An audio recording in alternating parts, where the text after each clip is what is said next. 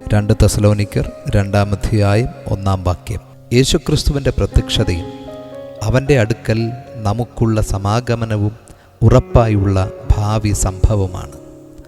ലോകം അനിശ്ചിതത്വത്തിലായാലും ചരിത്രം പല വഴികളിലൂടെയും പോകുമെങ്കിലും നമ്മുടെ വിശ്വാസം യേശുവിൻ്റെ വരവിൻ്റെ ഉറച്ച വാഗ്ദത്തത്തിലാണ്. സമാഗമനം എന്നത് വിശുദ്ധന്മാരുടെ മഹത്തായ സംഗമമാണ്. ഭൂമിയിൽ നാം വിവിധ സഭകളിൽ, ഭാഷകളിൽ, സംസ്കാരങ്ങളിൽ ഉള്ളവരായാലും ആ സമാഗമന ദിനത്തിൽ നാം എല്ലാവരും ഒരു കുടുംബമായി യേശുവിൻ്റെ സന്നിധിയിൽ ഒന്നിച്ച് സംഗമിക്കും.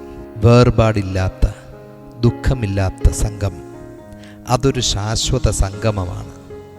നമ്മെ ശക്തിപ്പെടുത്തുന്ന പ്രത്യാശയാണ് യേശുക്രിസ്തുവിൻ്റെ പ്രത്യക്ഷതയും സമാഗമനവും.